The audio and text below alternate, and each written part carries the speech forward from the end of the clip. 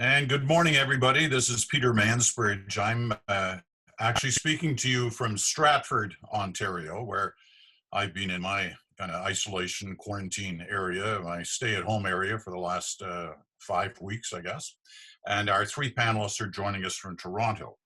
And I will introduce them in a moment. I just want to first give you a sense of what we're hoping to accomplish in this next hour.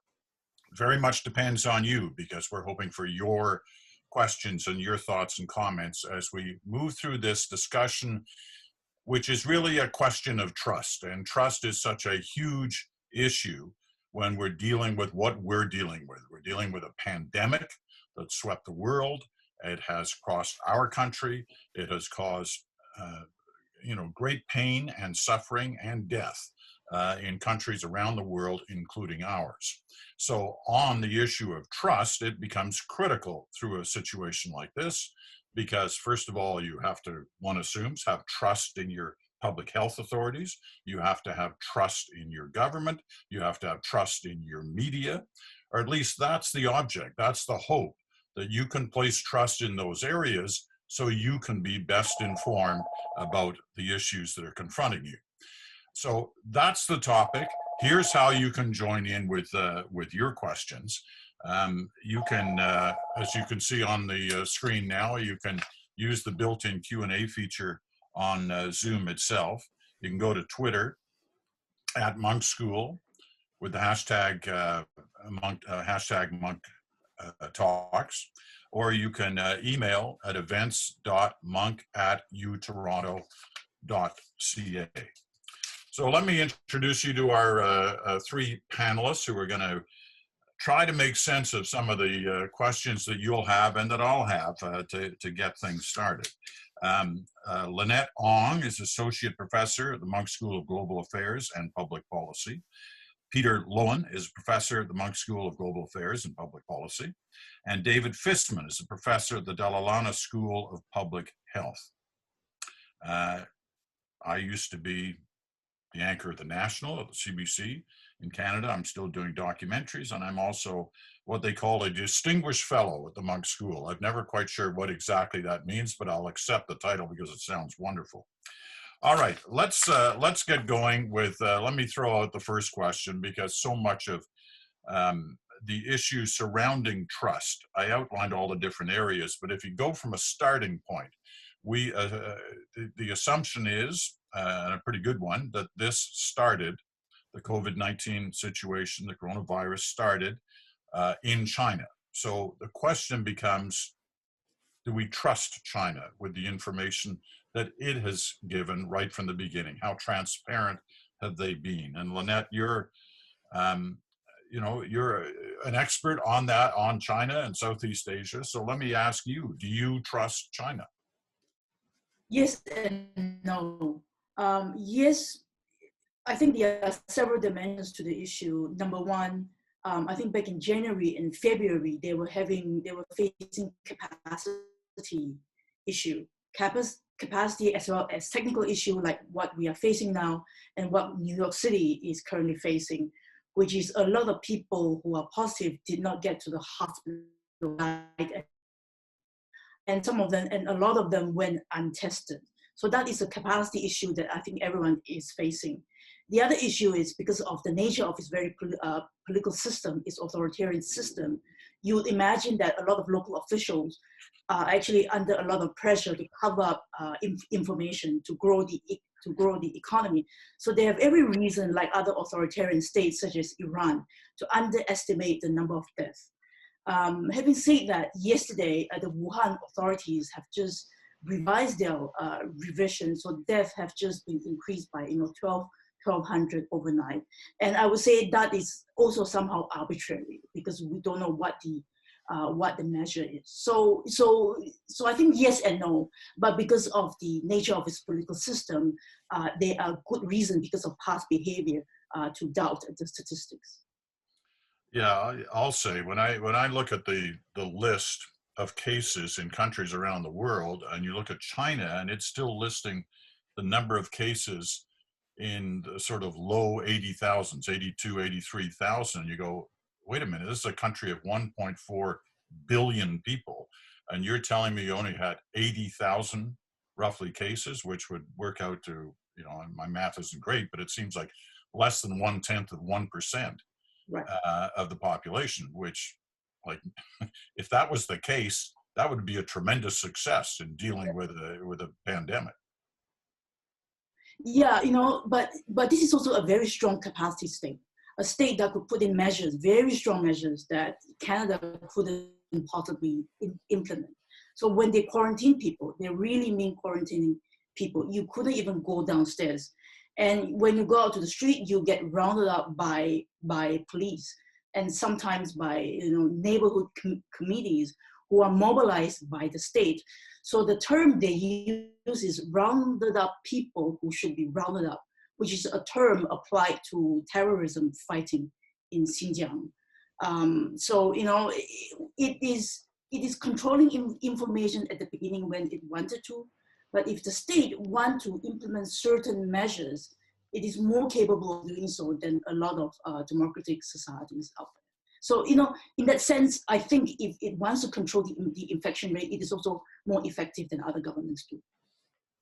All right. Well, David, why don't you take us to other governments, because China is a target. I mean, just a couple of months ago, it wasn't a target. Everybody was saying how great they were, including the President of the United States, Right. and to a degree our country as well, in terms of how they were handling with things. Now they've become the enemy, if you will, on this disease, certainly from the President of the U.S. But when you look at other governments, how transparent, including ours, have we been? You know, I think it's highly variable within Canada, between health units in Ontario. I think this challenges everyone and stretches everyone. I agree with Lynette. I think that we all, this is becoming pretty clear as seroepidemiology data becomes available. That's blood test data that tells us really how many cases we have. There's been a lot of really good epidemiology that's come out of China over the last 3 months, and we've been modeling things in a Canadian context. And so in terms of, you know, trusting Chinese data, I'm aware of the conversation, but I have to say that as someone who probably at baseline had a high level of mistrust of information coming out of China, the epidemiologic data has held up. And as we have more and more numbers here in Ontario, you know, the relative risk of death by age, the excess mortality in men over women, China's case fatality is going up. It looks a lot like ours at this point. A lot of the epidemiology data looks right. So, you know, the global sort of strategic conversation may be a different conversation. As kind of a humble epidemiologist, the data that's come out has been very useful. And as you note, the relatively small attack rate for a country that size is probably explained partly by what Lynette is saying, and partly by the fact that the Chinese themselves say they think they missed 80% of the cases. That's from a science paper by Lee about 3 weeks ago now, and we're probably missing more than that here in Canada. So some of the misspecification and the the undercounting of cases, that's partly the nature of the beast, and we're becoming more and more aware of that. So that can be played as, well, they're lying to you. It can also be played as, this is really hard, and we're all missing lots of cases, and that's why it's so hard to control. I think what Lynette says about the ability to control is also right on, and I'll just leave it at this. I actually haven't answered the question you asked me, but because this is a disease which has what's called an over-dispersed reproduction number. A lot of people are dead-end cases and don't transmit to anyone, and a lot of people transmit to lots of people. So on average, you know, at baseline, we have 2.5 new cases per old case, but that's the average of most people not transmitting, and then some people transmitting to 40 people. Which means that this is exquisitely sensitive to social distancing, physical distancing, which they were able to do in spades in China, precisely as Lynette says, because it's an authoritarian society and there's no argument. You know, if the state says you stay in your house, you stay in your house. And we've also, I think, seen the videos of surveillance drones flying around saying, you know, uncle, get back in your house. I don't think we're doing that in Canada, but that's highly effective. effective. So I think you look around the world, there are places that seem to be more transparent, places that seem to be less transparent. But at the end of the day, the conclusion I'm coming to is this is sort of a human issue, much less than an issue of this particular state or that particular state being more or less transparent. There are human impulses here with all of this that are in all societies, the desire to make this go away by changing case counts. We've done that in Canada with other epidemics. The desire to tell people everything's fine, let's get back to business. That's in a lot of places, not just China. All right. I want to bring Peter into the conversation. Just let me make one point on one thing about China that I've noticed in the conversations I've had with some medical professionals, with doctors. Take it away from the sort of government to government level and doctor to doctor. They're both here and in New York City have told me that they have found enormous cooperation on a doctor-to-doctor level through, other physicians that they may have met at international conferences that they're dealing with on occasion on almost a weekly basis, calling a doctor they know in Wuhan who's been working on this, and exchanging information. And they talk about a transparency at that level, which they say that it couldn't be better. That doesn't take away from the other levels that we've discussed, but it is an interesting side note. Peter, sorry, give us your thoughts on this topic before we move into questions from the audience. I mean, I'll just say two things about what we're seeing from Canada and around the world. So, starting around the world, colleagues and I were surveying people in 15 European countries over March, as it turns out. And for about 8 of those countries, we were surveying people right before and right after lockdowns occurred in those countries. So we've got a really interesting window into how citizens are responding to this great big government action. And I should just say that this is a big deal. When governments ask people to stay at home, to not go to work, to restrict their ability to see family, to go out and socialize with people, this is not a small matter, right? So we've got to really understand how big of a request this is of citizens, and indeed how big of a violation of their rights it is. Now, there were pretty severe lockdowns in 8 European countries, and we find a consistent pattern in those, that when the people you talk to after the lockdown versus before have a greater trust in government, they've got a greater satisfaction right now with politicians, and they're more supportive of the incumbents who are making these decisions. And I think that the story here globally is that in large part, this is people seeing government focused on something that they're very concerned about, that they understand is almost existential. It is life and death in many cases. And for the most part, this has been a pretty remarkable undertaking by governments around the world. We all put in our taxes at the end of April, and it feels like an eternity before we got a return check if we're getting one, right? If you get a bill, it comes a bit faster, but it feels like forever before you get that return check. And our government has just, in our case, has just sent out money to people in less than a week in many cases. And taking them on their word. So there's and that's happening around the world. So there's a remarkable thing that's going on here about government showing its capacity to do things. In the Canadian case, my lab and with partners at McGill have been surveying 2,500 Canadians a week for the last month. We're going to continue to do that. And the things that we see are for people who watch politics very closely are worth noting, and they might be remarkable. One is that in Canada, there's no partisan disagreement on the severity of COVID. So if I know who you vote for, it doesn't tell me anything about how serious you think COVID is. And overwhelmingly, people think it's a serious thing. And overwhelmingly, the vast majority of people are taking a number of social distancing actions. And in fact, I think we overestimate violations to this when we see it. The second thing is that there's no difference between people in the amount of attention they're paying to COVID. So as in terms of an issue that they're concerned about, when we look at it on Twitter, when we talk to people in interviews, and when we look at what MPs are talking about between parties, we get the same levels of deep and elevated concern.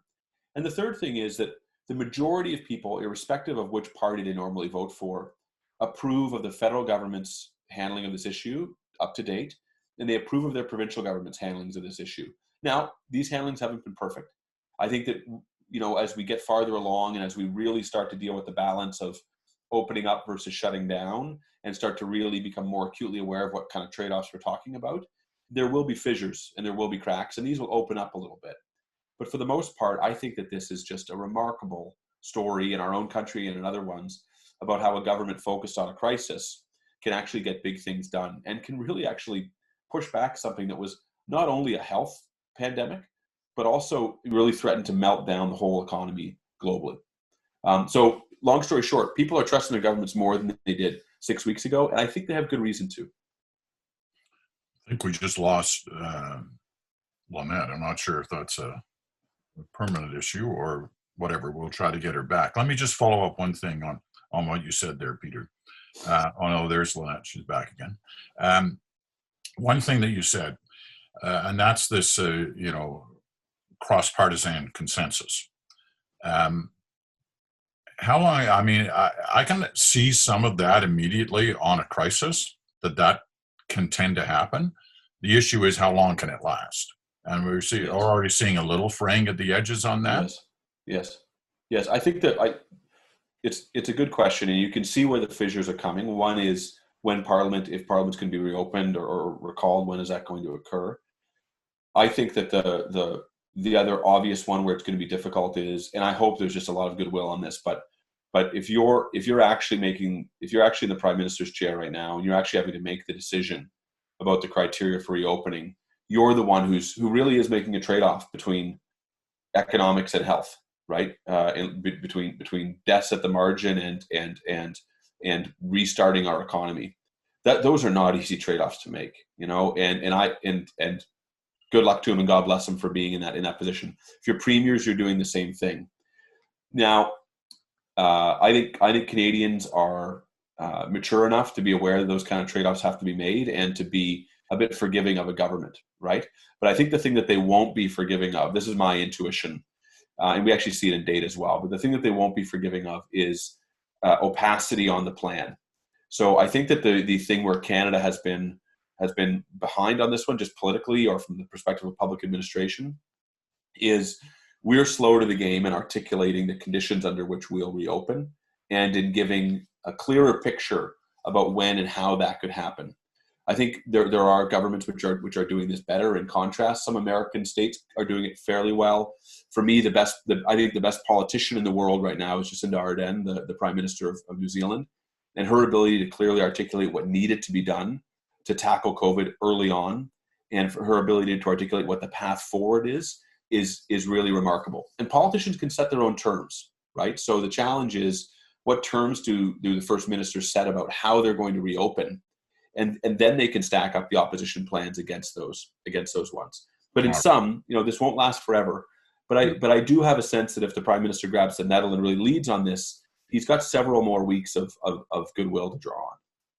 All right, let's get to some of the audience questions, because they are coming in, and I ask the panelists if they can be direct in their answers so we can get to as many of these as possible. David, we'll throw this first one to you from Julian Noel. How can we have any faith in our government's claim that the cure will not be far worse than the disease? How can we expect our government to get out of the current situation? That's an easy one. Just give us the recipe for that. I didn't know the government was making claims along those lines. I think that I am aware of conversations going on internally at the provincial and federal level about how we climb down, and I think Peter's right. Those transparency is important, and it's very important. If you're asking people to do extraordinary things, you need to bring them on side and make them part of the team, and you do that by being transparent about those discussions. The cure being worse than the disease, I'm not sure if that's meant in a metaphorical sense or that there's some drug in the pipeline that I'm not aware of.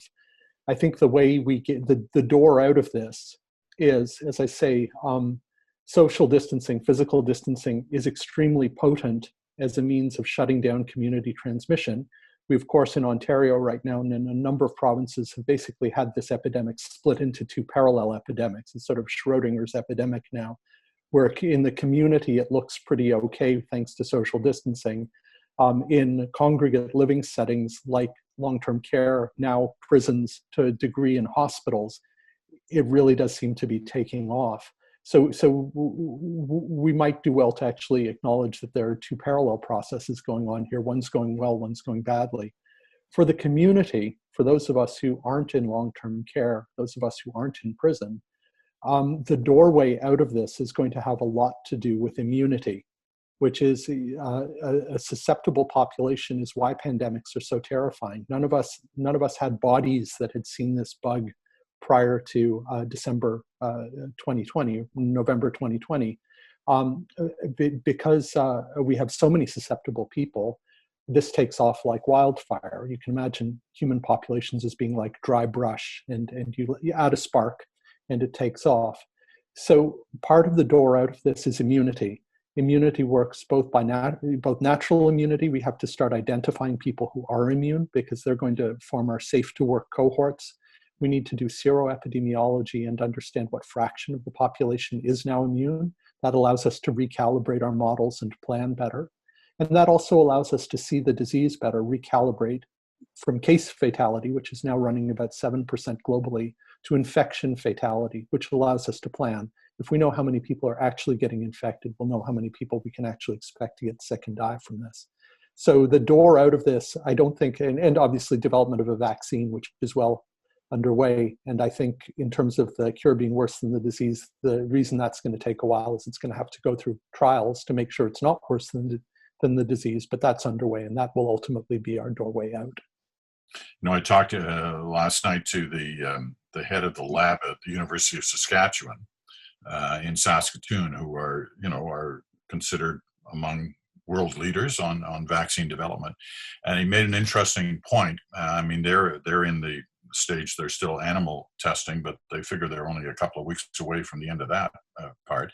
I said, where are we on the clock? Because we keep hearing 12 to 18 months before a vaccine. He said, we're already 4 months into that 12 to 18 months. Right. So we're sort of 8 to 14 months, at the short end of this, if everything goes well. Right. Plus there'll be this added pressure to move up the approval process, to hasten it, given the kind of situation we're dealing with. Anyway, it was interesting to hear that. Lynette, there's a question from Emily Rempel in British Columbia. Trust is evidently less about convincing publics to trust us, but instead of demonstrating trustworthiness through things like transparency and public engagement. What could rapid public engagement in our public messaging and response efforts look like in Canada? That is a hypothetical question, because I think, as many public health experts have said in private as well as in public, that if we compare, Canada with a bunch of other countries out there, there are countries which have managed to flatten the curve, such as Norway, Austria, New Zealand, Australia, South Korea, as well as Taiwan, which have acted swiftly and taken very decisive actions much earlier on. I think they have been able to flatten the curve a couple of weeks ago. I think we are somewhere along there. We weren't the first, but we weren't the last either. So I think in terms of public messaging, as I'm not a public health specialist, but as an informed member of the society, I think ideally what I want to see is, at a very basic level, we are given some sort of a psychological threshold. You have a level, from green, amber, all the way to red. And we are not that we are at red right now, but give us some sort of threshold so we know where we are at. I think New Zealand was one of the countries that implemented that system. I think in that way, people know where they stand vis-a-vis the fight against the virus. And the other aspect is, I think there are a couple of things that we could think about doing. And so I've been monitoring this situation, back in January when it first started out in Wuhan. Different officials would convey different sort of information, and some information becomes somehow contradictory, and you do not know who to listen to. But I think one of the things is that as we hear people saying, when people come through the airport in February, in March, I think contact tracing, temperature taking, that sort of very easy measures were actually missing. Some of them may be more intrusive than others, but I think there are different ways of taking temperatures which are not at all intrusive.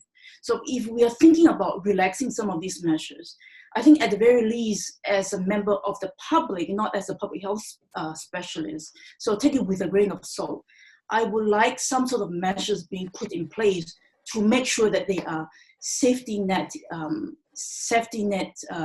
in place before we start talking about relaxing some of the self-isolation and quarantine measures, so that we can track people, and also to make sure that if things go wrong, we know that where things have gone wrong, and we can go and address them.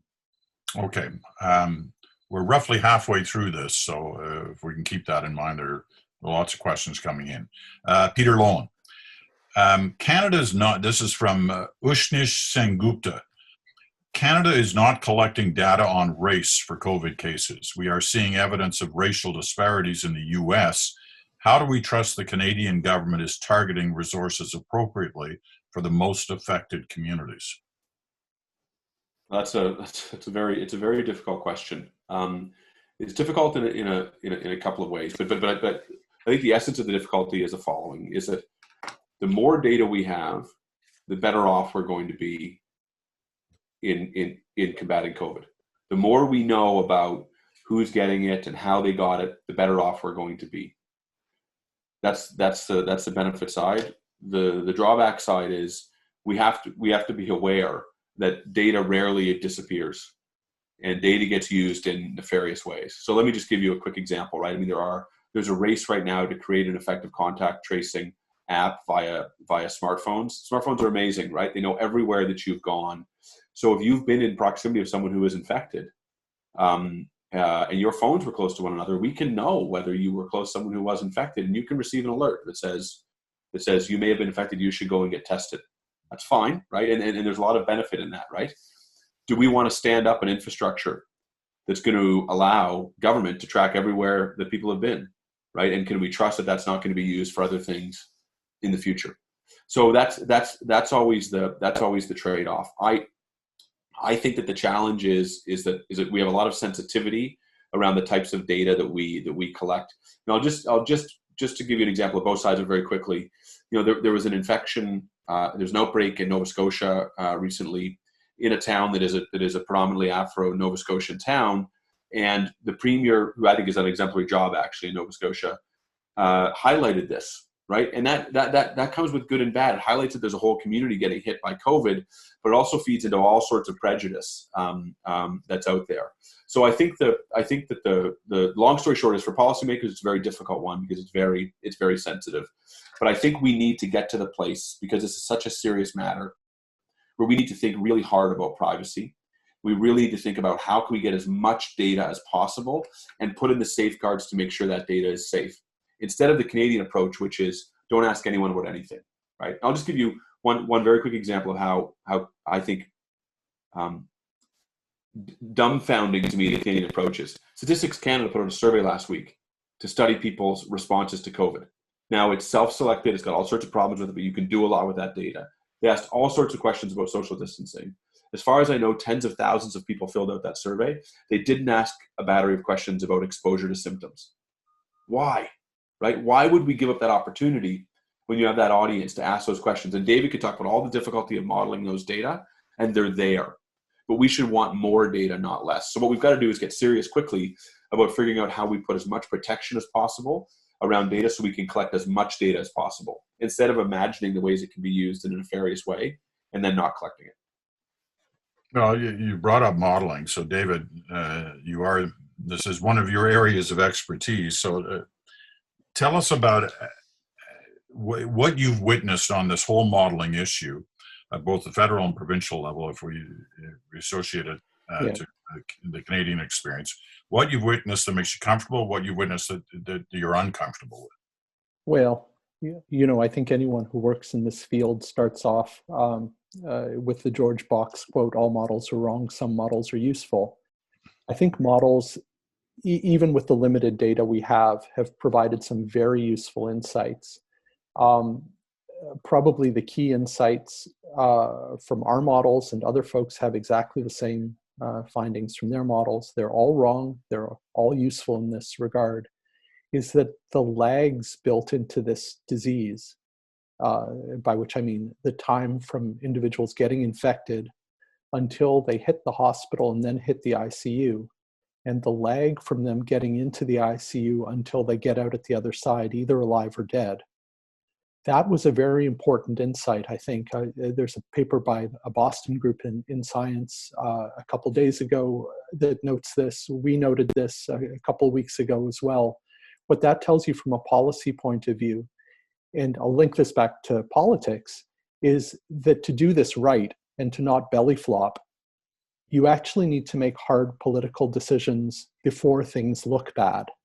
Because if you wait until your ICUs are filling up to institute physical distancing, social distancing, whatever we're calling it today, that means you've missed the boat, because there's an exponential growth process that's ongoing, that was ongoing 3 weeks ago, and those cases are still coming to you, and they're doubling every week. And that the failure to kind of understand that is what trapped people in Madrid and trapped people in Bergamo and trapped people in New York. And that's why they're digging mass graves. And we're not digging mass graves in Ontario. I have not been particularly quiet about some of my criticisms of the Ontario response, particularly at the public health agency level.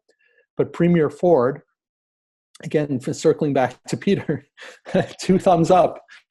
He made this very hard political decision at a time when it was politically very difficult to do so. It's much easier to make hard decisions when people look around and see death and destruction and say, save us, protect us from this horrible thing. When things are still quiet, to proactively engage in social distancing, which I think is what saved us in Ontario, is very brave. And I think those insights were fed somewhat by modeling. So I think those wrong models, and we're still trying to calibrate our model to Ontario data. I can talk more about that, but I don't think it'd be that fascinating to people. Those wrong models, I think, provided those key basic insights, which is you have to do this early and proactively, or else you're going to be in really big trouble and your hospitals are going to collapse. So of course, there's a lot of, at this point, Monday morning quarterbacking, as there always is, with folks turning causality on its head and saying, well, we did all this social distancing. It was all for naught. Our hospitals didn't collapse. And we deal with that a lot in public health in terms of people flipping causality around and saying, my God, you want us to vaccinate against measles? We don't even have measles, right?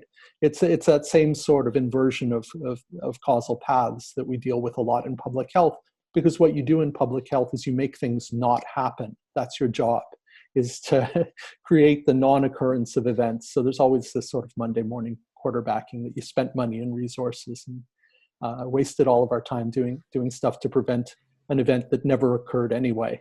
But I think the models have been useful. There have been a number of questions that we've been getting that are centered around this issue of the curve appears to be flattening in most areas of Canada. The temperature's getting warmer. We're heading into spring. Canadians like to get out. They want to see the end of this thing. The issue becomes, how dangerous a moment is this? And how hard is it for governments or public health agencies to convince people at this point, no, you know what, you got to stay home, or this is going to go very quickly out of control? Well, I actually think we are headed to a good place. Within Canada, Ontario has been the laggard. Within Ontario, Toronto has been the laggard. So most places, Canada as a whole, we've been sort of doing daily forecasts, and it's been clear for a while that Canada is past peak.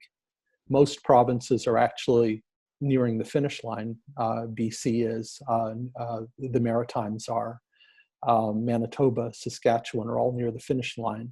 Quebec's what do you mean by the finish line? Like, is the finish line a term we should even be thinking about before there's a vaccine or an antiviral that can can deal with it? Yes and no. We're headed towards the finish line for this particular wave. I saw there was a question, and maybe this is a good time to flag it. There was a question about the paradox of prevention, because by protecting people from infection, what we've effectively done is we've maintained susceptibility to infection in the population, which means we've maintained vulnerability to future waves of infection. It goes back to the forest fire analogy. By putting the fire out, we've maintained a lot of dry brush that can then get set on fire again in the future. And that's the paradox of prevention, is we've maintained a large susceptible population that lets this take off again. But I think we are headed towards a point where governments can start to relax. Not in Toronto, but in a lot of places around the country. I think the key for that is going to be building surveillance infrastructure so we know what the heck is going on. Because you are likely over the course of the next 18 months going to have a process where physical distancing, social distancing, other measures are repeatedly strengthened and then relaxed, and strengthened and then relaxed in a way that allows our healthcare system not to collapse, but also allows us to get back to business in terms of the economy. And to do that, in a smart way, you need really good surveillance so that you know when this is starting to resurge. The shorthand for that in infectious disease epidemiology terms, something called the reproduction number. People have, to a surprising degree now, have heard of R0, which is the basic reproduction number, which is the number of secondary cases per primary case when this all starts out and everyone's susceptible. When reproduction numbers are above 1, we've set the stage for exponential, explosive growth, epidemic growth. When reproduction numbers are at 1 or below 1, we're in a situation where we have a slow burn. That doesn't mean people don't get sick, they do. It doesn't mean people don't die of this, they do. But if we can maintain a reproduction number at or below 1, then we can actually muddle through this, maintain our economy, and also prevent our healthcare system from collapsing. And I think you look at smart countries right now. Angela Merkel had a marvelous description of effective reproduction numbers 2 days ago. I know the Koreans are also very focused on effective reproduction number. And I think that's part of the solution to the puzzle. But we need to up our surveillance game. And that's probably more than we want to talk about on this particular conversation. But there are ways forward. There are ways we can do that. Lynette, I've got a question for you about the future, but I just want to pick up on that last point that David made with Peter in terms of the ability for Canadians to stick with the program at this point. When you're testing their feelings about the way this is unfolding, are they all in with the stay-at-home process and physical distancing and all that? Yeah, the answer is yes and no. So yes, they're doing it now, and the no is that when we've been doing experiments with Canadians where we expose them to some of what the future economic costs could be if this goes on for a long time, and what we find is that when we do that, they expect that other people are going to start violating social distancing at that point, and when they expect that others are going to do it, they expect that they themselves are going to do it. So this thing, I don't think it's on a knife's edge yet, but this is difficult, and we're asking a lot of people. So I think there is a future scenario where this gets difficult. And what I would just say is that I think that we have to get creative about how we think about social distancing. You know, the Germans, German culture, a lot of it is a park culture where you spend the weekend around your neighbors in a park, and they've found ways to do that, right? And Hyde Park, where I live, is fenced off in the bush as though people are going and hugging each other in the bush or something to not socially distance or something, right? So I think there's a lot of creativity that we need to start bringing to bear on what we allow. Kids shouldn't be cooped up in their homes, and my heart breaks for kids that are in homes that aren't good places to be. And we really need to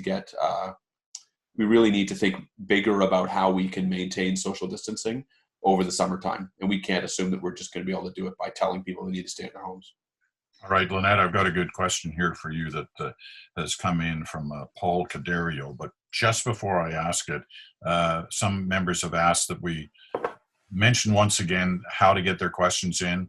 You go to the Zoom app, the Q&A tool, okay? You go to the Q&A tool, or you can send in questions via Twitter @Monk School or events.monk@utoronto.ca is the email address. Hashtag here is Monk Talks. Here's the question, Lynette. We've heard criticism from Donald Trump and his right-wing think tank allies about China's response and its future economic and geopolitical role.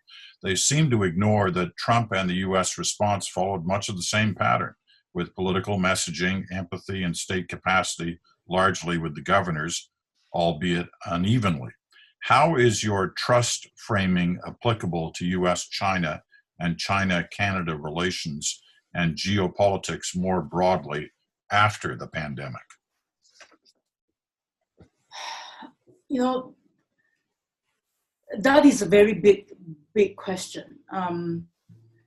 I think if I am given my political position, if I'm a citizen of China, I think people have done survey. I think generally people think relatively highly of the government. I mean, they were aware that there were information control right at the beginning. But once the central government took it very seriously, I think they quickly have things under control because of the authoritarian nature of the system that we have discussed earlier on. But I think both United States and China are also playing this blame attribution game, right? With China saying, oh, this is a virus coming from the US Army, and then with President Trump calling this Chinese virus. And then we have various scientists publishing papers showing that, you know, the virus could have started at various timelines and conflicting evidence here and there. So I think we are actually in a worse place geopolitically in terms of trust in major powers who could actually emerge in this very chaotic situation and lead the rest of the world in a collaborative effort to come up with a collective solution. I think we are in a worse place compared to where we were 3 months and 6 months ago. And I think, you know, sitting here in Canada, that is very unfortunate. So what we are seeing is hollowing out of global leadership from the United States.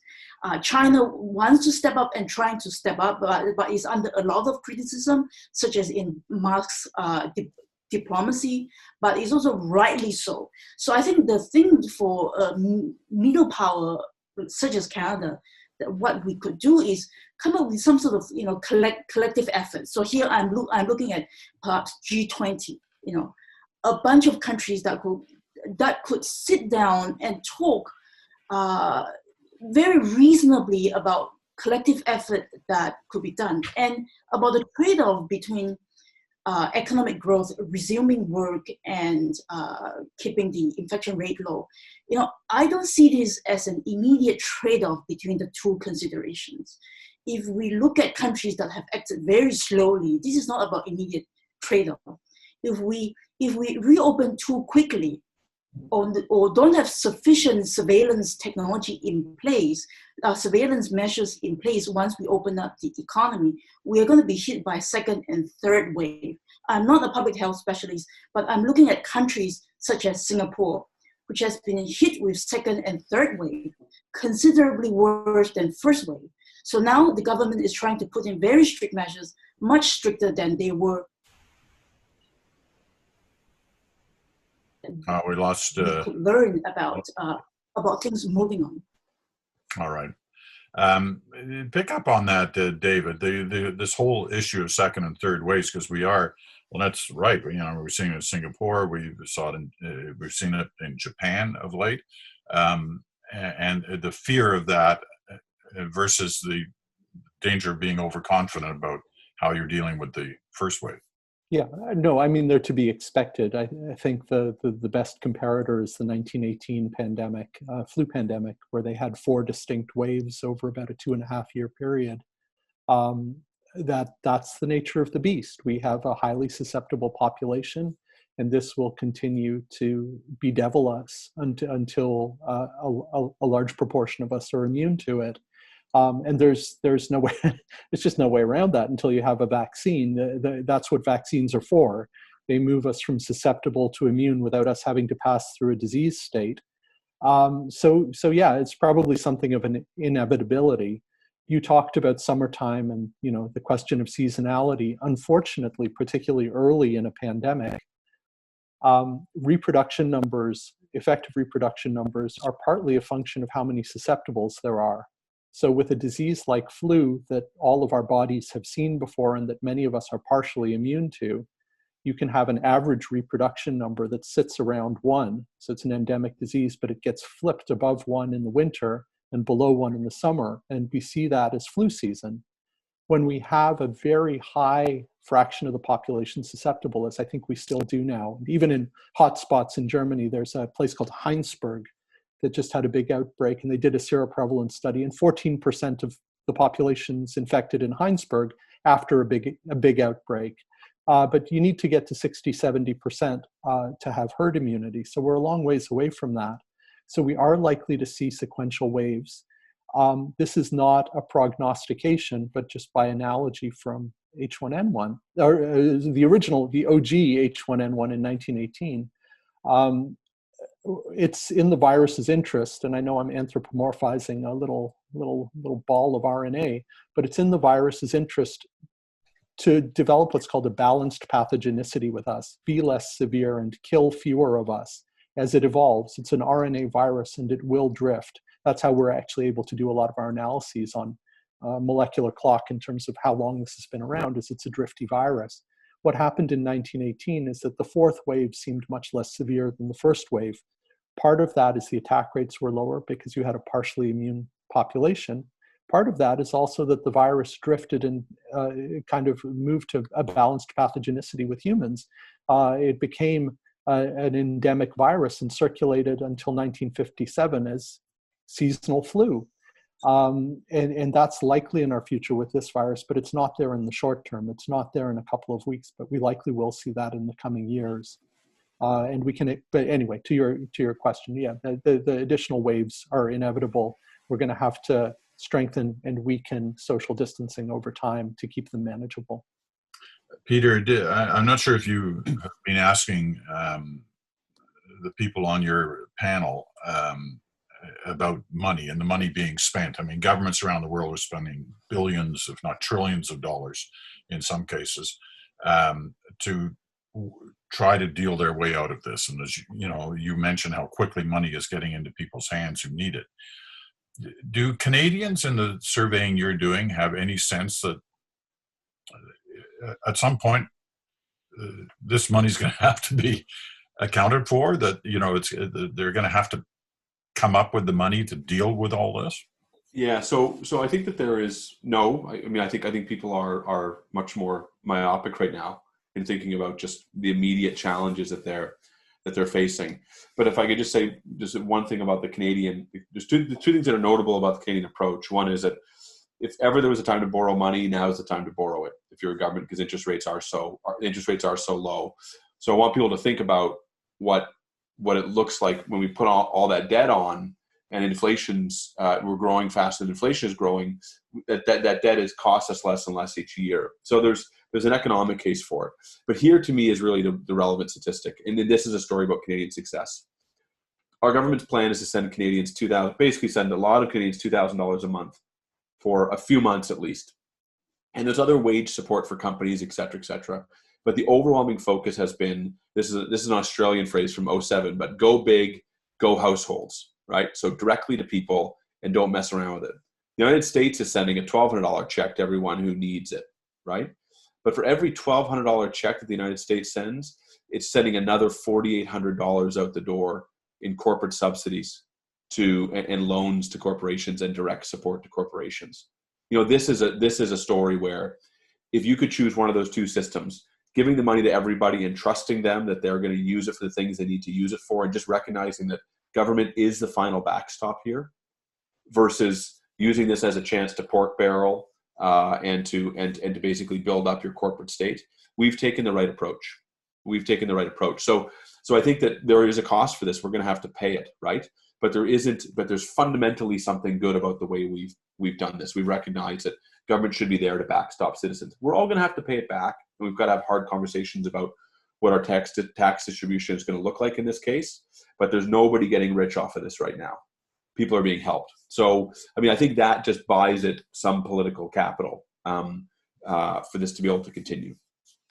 I do want to get each of your thoughts as we're into the final minutes on this in terms of the future and how it can impact certainly the areas that you worry about. I mean, on that point, Peter, that you're making the other issue that seems to come up a lot is when we look at who's working now and who isn't working, it's those who we consider essential workers right now are in some cases those at the lowest end of the wage scale that we've never thought of in those terms before. And perhaps not only should we have thought of that, we should be thinking about it now in the future, how it impacts our society and our social structure in terms of how we see people's jobs, because it is odd that those who are at the top end of the scale in many cases are not considered essential workers right now. Yes. And those who are at the bottom of the scale. Anyway, that aside, from each of you, something about point me into the future. And Lynette, let me start with you, because China has been such a huge part of our world for the last 10 or 20 years, impacting so much of the decision making that's made, especially on the economic side. Does that relationship and does the overall international relationship change dramatically as a result of what we're witnessing here now? You know, Peter, that's a great question. Two things that worry me coming up in the middle of this pandemic. One is, I think, authoritarian politics used to be an abstract idea. What is going on in China doesn't have immediate impact on us here.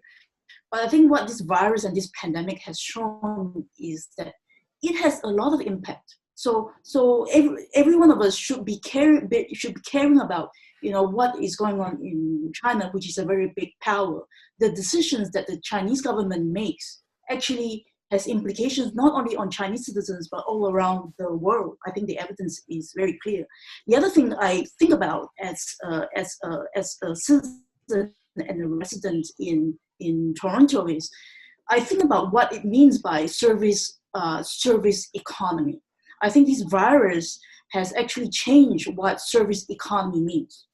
Going to restaurants, going to a busy cafe, bumping shoulders with strangers, sometimes things that human beings enjoy doing. I think this gives this a different meaning. We will be very wary about doing those things for some time. In Chinese cities, when economies reopens, people are not going back to the shops. People are not going back to the restaurants, even though there are sales going on. I think what is meant by service economy is coming under some fundamental changes. I think social sciences should be thinking about, and me as a political scientist will be very interested in. David, from your point of view, and I'll just remind everybody, I don't know whether we automatically get cut off at the bottom of the clock here. Hopefully not, but we've got a couple of minutes here left for each of you. David? So my from a purely myopic infectious disease point of view, I think the next 6 months are going to involve a lot of learning. Within Canada, we have some really excellent approaches to public health that have played out. And I think the provinces and jurisdictions that have lagged, and sometimes this is also going to be bottom up. I think we're seeing this in Toronto, a degree of dissatisfaction with provincial leadership and the city stepping forward. I think you see that with the city's new information system on COVID today. So I think there's going to be a lot of movement of knowledge. I think we're all going to learn a lot about immunity and seroepidemiology in the coming few months, and that's going to be important in terms of our doorway out. To take the longer view, my test for us in terms of whether or not we have learned anything from this in 3 or 4 years' time is going to be related to whether or not the circumstances here were entirely foreseen and foreseeable in terms of this being an animal virus jumping to humans and hitting the sweet spot between transmissibility and virulence. That's been foreseen for some time, as that would be the new pandemic threat.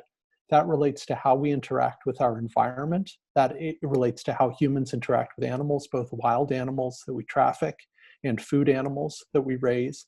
And it relates to how we think about vaccines.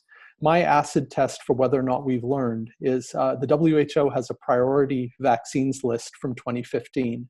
One of the viruses on that priority vaccines list is the SARS coronavirus family, which of course we don't have a vaccine for. There are other viruses on that list. They include Nipah virus, Crimean Congo hemorrhagic fever, Rift Valley fever, which I have a feeling very few in the audience have heard of. They're there. Folks who live in this world know there are potential big problems like this. So let's see in 6 months after the dust settles from this, whether we have a global effort to develop those vaccines before the next crisis, because it's awfully hard to do this in real time during the crisis. Peter. So I'll just go down to the local level. I mean, I hope that part of what will come out of this is a kind of a common understanding of how much we can do when we decide that we're going to do things at the level of a community. So on the one hand, you know, the degree that we've had success in Canada and we've had success in other countries, it's been a function of government putting down some hard rules and some hard guidelines, but it's also been a function of citizens being willing to do things for their other citizens. And what I hope is that people really recognize and kind of reward themselves if they can for the sacrifices that they're making. You know, for grandparents not seeing their kids, their grandchildren, it's a sacrifice that they're making, right? And I think there's just a lot in our culture which is, it's not bad, but it's just myopic and short-sighted, and it fails to recognize that so much of what's good just comes out of people's willingness to do things for other people. So maybe if we come out of this with 10% more altruism, or a bit more charitableness, or just a better sense of the big things that we can all do if we all work together, not government doing them for us, but all of us working together, I think that could be a very transformative thing. I think we're going to need that as we deal with some of the other big global challenges that are coming, other pandemics, adapting to climate change, as well as trying to turn back the clock on that. As we move towards the final thing I'll say about this is, as we move towards a population which is a lot older, which is aging a lot more, where we need to think fundamentally about how we take care of and respect and honor our elders, how we take care of our parents. I think these are things that right now we're realizing these are really important questions, that we're not doing it as well as we could, but that we could do it if we pull together a lot more. So I hope that the momentum that we have now carries through this pandemic into these other bigger questions, because this is a remarkable story in Canada and elsewhere about people caring about their neighbors and caring about other people and making sacrifices themselves on behalf of other people. I think that's a hope that we've all got to share and work towards. Listen, I really appreciate the three panelists here and their views and what they've had to offer on all of this, Peter, Lynette, and David.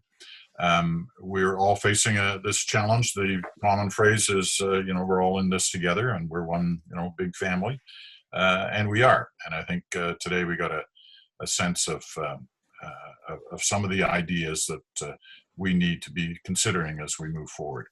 So I thank you all from the Munk School of Global Affairs and Public Policy at the University of Toronto. I've been watching the number of participants out there, and it's always been hovering around 500. So while they're starting to bail out now and head towards other things on their day, we've certainly appreciated the time you spent with us. So thank you very much, and bye. Thank you.